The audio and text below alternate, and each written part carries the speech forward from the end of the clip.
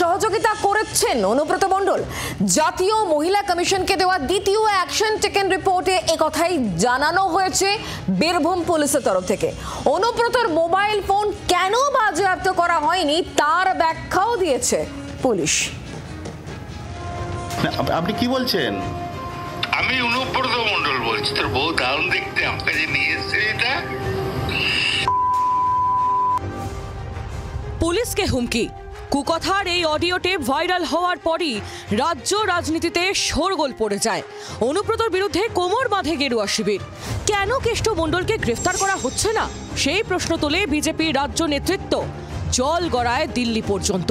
বীরভূম পুলিশের উপর চাপ বাড়ায় জাতীয় মহিলা কমিশন। দুবার অ্যাকশন টেকেন রিপোর্ট তলব করে এনসিডব্লিউ। তার উত্তরও মিলল।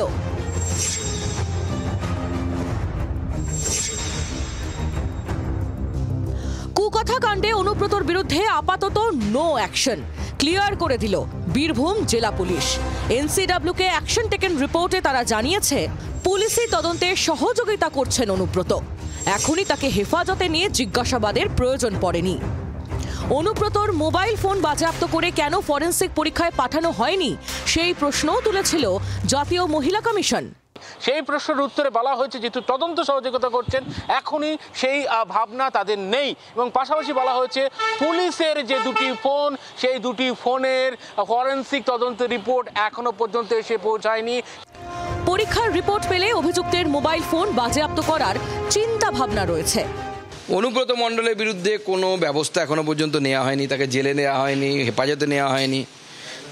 অনুব্রত মণ্ডল বেল নিয়েছেন বলে আমাদের জানা নেই। তো স্বাভাবিকভাবে একটি যদি অপরাধ সংগঠিত হয় তার পরিপ্রেক্ষিতে তো পুলিশকে কোনো অ্যাকশান করতে হবে।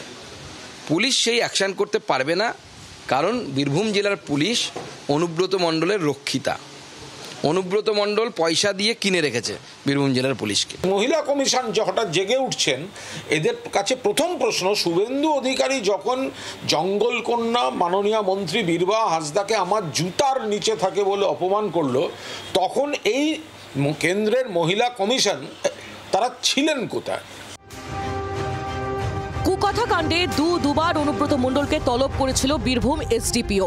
প্রথমবার গড়হাজির থাকলেও দ্বিতীয় তলবের 5 দিন পর হাজিরা দেন বীরভূমের এক সময়ের দোর্দণ্ড প্রতাপ নেতা। তবে তার আগে দলীয় নির্দেশ মেনে ক্ষমা চেয়ে নেন তিনি। প্রশ্ন উঠছে, দায়সারা ক্ষমাতেই এ যাত্রায় পার পেয়ে যাবেন অনুব্রত? যে পুলিশকে কুকথা বলে বিতর্কে জড়ালেন সেই পুলিশি তদন্তের সহযোগিতার কথা বলে কেষ্টকে আড়াল করার চেষ্টা করছেন না তো? ক্যামেরায় দীপের সঙ্গে অয়ন শর্মার রিপোর্ট, জি24 ঘন্টা। বাংলার আওয়াজ, বাঙালির আবেগ, জি24 ঘন্টা।